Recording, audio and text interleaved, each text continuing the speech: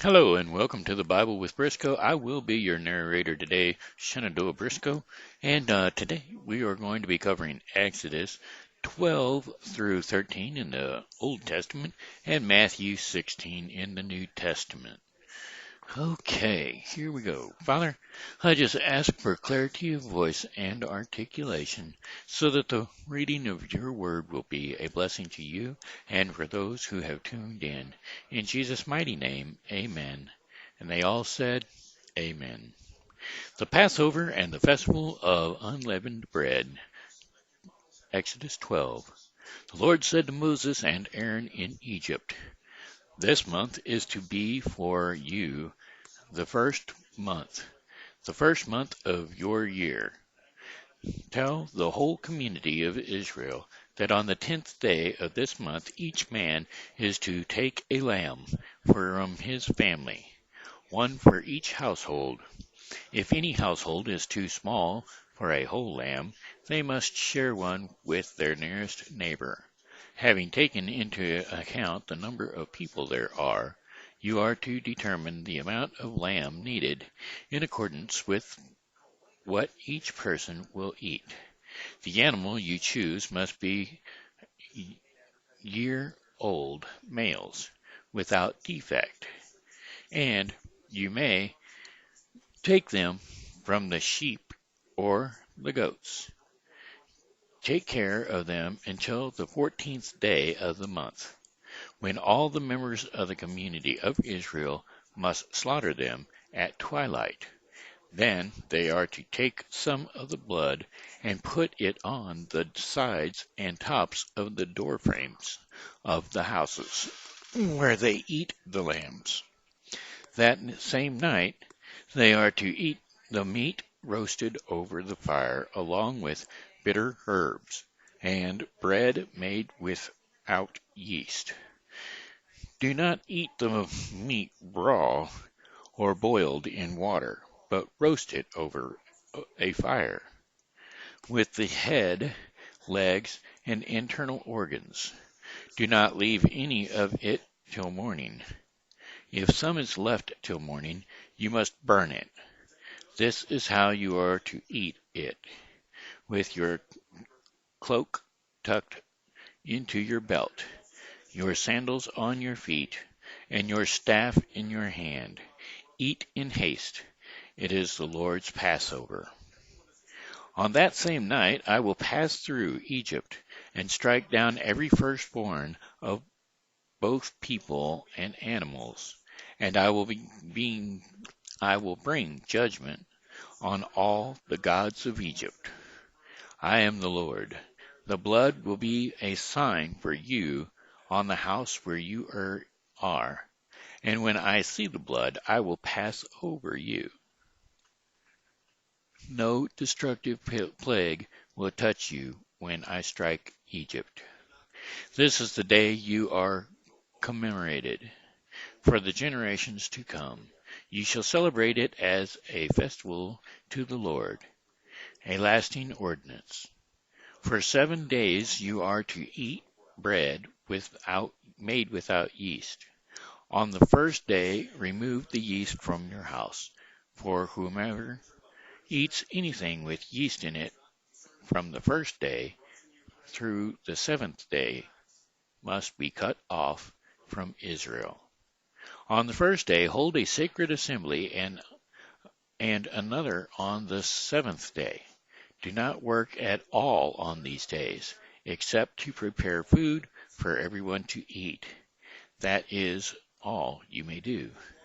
Celebrate the festival of unleavened bread, because it was on this very day, that I brought your divisions out of Egypt. Celebrate this day as a lasting ordinance for the generations to come. In the first month you are to eat bread without yeast, from the evening of the 14th day until the evening of the 21st day. For 7 days no yeast is to be found in your house, and anyone, whether foreigner or native born, who eats anything with yeast in it must be cut off from the community of Israel. Eat nothing made with yeast, wherever you live. You must eat unleavened bread. Then Moses summoned all the elders of Israel and said to them, Go at once and select the animal for your families and slaughter the Passover lamb. Take a bunch of hyssop, dip it into the blood in the basin, and put some of the blood on the top and on both sides of the doorframe. None of you shall go out of the door of your house until morning. When the Lord goes through the land to strike down the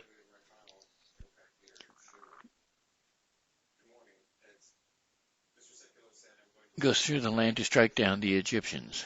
He will see the blood on the tops and sides of the doorframe and will pass over that doorway, and he will not permit the destroyer to enter your house and strike you down.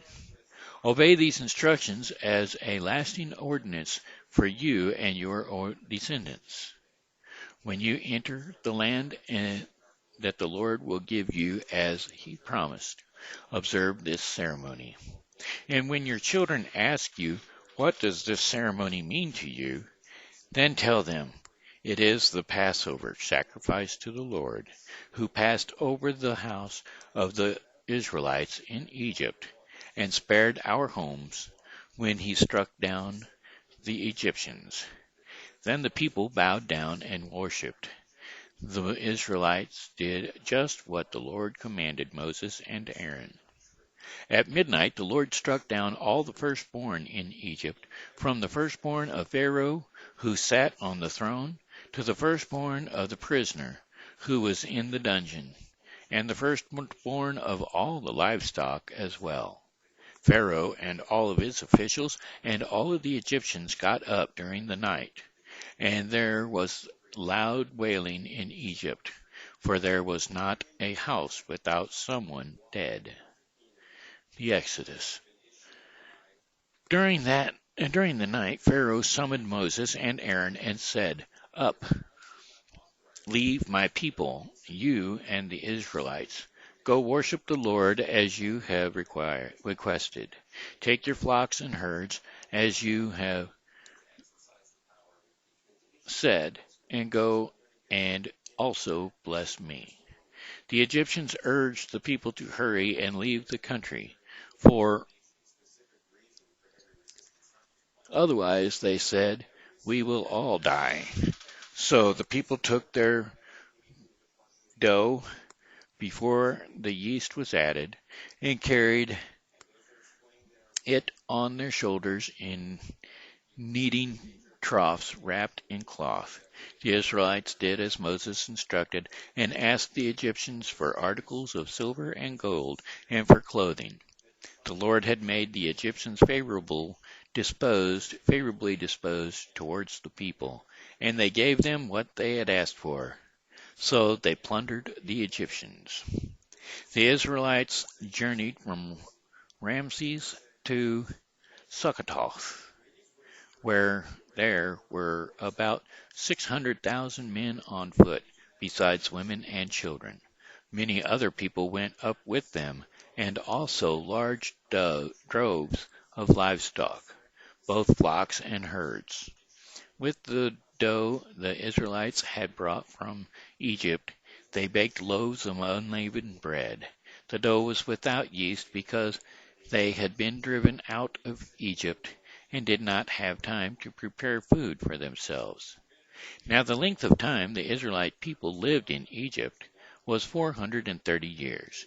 At the end of the 430 years, to the very day, all the Lord's divisions of Egypt, because the Lord kept vigil that night to bring them out of Egypt, on this night all the Israelites are to keep vigil to honor the Lord for the generations to come. Passover restrictions. The Lord said to Moses and to Aaron, These are the regulations for the Passover meal. No foreigner may eat it. Any slave you have bought may eat it after you have circumcised him, but a temporary resident who or a hired worker may not eat it. It must be eaten inside the house. Take none of the meat outside the house. Do not break any of the bones. The whole community of Israel must celebrate it. A foreigner residing among you who wants to celebrate the Lord's Passover must have all the meals in his household circumcised, all the males in his household circumcised. Then he may take part like one born in the land.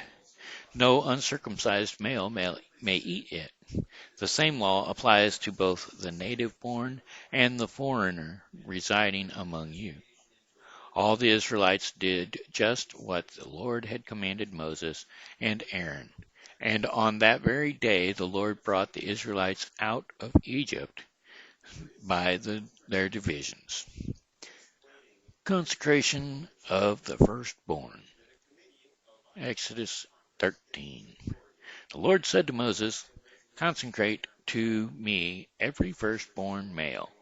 The first offspring of every womb among the Israelites belongs to me, whether human or animal." Then Moses said to the people, "Commemorate this day, the day you came out of Egypt, out of the land of slavery, because the Lord brought you out of it with a mighty hand. Eat nothing containing yeast. Today in the mouth of Eviv you are leaving, when the Lord brings you into the land of Canaanite, Hittite, Amorite, Hivites, and Jebusites, the land of He swore to your ancestors to give you, a land flowing with milk and honey. You are to observe this ceremony in this month. For 7 days eat bread made without yeast, and on the seventh day hold a festival to the Lord. Eat unleavened bread during those 7 days. Nothing with yeast in it is to be seen among you, nor shall any yeast be seen anywhere within your borders. On that day tell your son, I do this because of what the Lord did for me when I came out of Egypt. This observance will be for you like a sign on your hand and a reminder on your forehead that this law of the Lord is to be on your lips. For the Lord brought you out of Egypt with his mighty hand. You must keep this ordinance at the appointed time year after year. After the Lord brings you into the land of Canaanite and gives it to you, and as he promised, an oath to your ancestors, you are to give over to the Lord the first offspring of every womb, all the firstborn males to the Lord, the first offsprings of every womb, all the firstborn males of the livestock belong to the Lord. Redeem with a lamb every firstborn donkey, but if you do not redeem it, break its neck, and redeem every firstborn among your sons. In days to come, when your son asks you, what does this mean? Say to him, with a mighty hand the Lord brought us out of Egypt, out of the land of slavery. And when Pharaoh stubbornly refused to let us go, the Lord killed the firstborn of both people and animals in Egypt. This is why I sacrifice to the Lord the first male offspring of our womb, and redeem each of my firstborn sons. And it will be like a sign on your hand, and a symbol on your forehead, that the Lord brought us out of Egypt with his mighty hand. Crossing the sea. When Pharaoh let the people go, God did not lead them on the road, though through the Philistine country, though that was shorter. For God said, if they face war, they might change their minds and return to Egypt. So God led the people around by the desert road toward the Red Sea. the Israelites went up out of Egypt ready for battle. Moses took the bones of Joseph with him, because Joseph had made the Israelites swear an oath. He had said, God will surely come to your aid, and then you may carry my bones up with you from this place. After leaving Sheklah, they camped at Ephraim, on the edge of the desert. By day the Lord went ahead of them in a pillar of cloud to guide them on their way, and by night in a pillar of fire to give them light, so that they could travel by day or night. Neither the pillar of clouds by day nor the pillar of fire by night left its place in front of the people. That was Exodus 12 and 13. Now we will move into Matthew 16. The demand for a sign. 16. The Pharisees and Sadducees came to Jesus and tested him by asking him to show them a sign from heaven. He replied, when evening comes, you say, it will be fair weather, for the sky is red. And in the morning today it will be stormy, for the sky is red and overcast. You know how to interpret the appearance of the sky, but you cannot interpret the signs of the times. A wicked and adulterous generation looks for a sign, but none will be given to it except the sign of Jonah. Jesus then left them and went away. The yeast of the Pharisees and Sadducees. When they went across the lake, the disciples forgot to take bread. Be careful, Jesus said to them. Be on your guard against the yeast of the Pharisees and Sadducees. They discussed this among themselves and said, it is because we did not bring any bread. Aware of their decision, Jesus asked, ye of little faith, why are you talking among yourselves about having no bread? Do you still not understand? Do you remember the 5 loaves for the 5,000, and how many baskets full you gathered?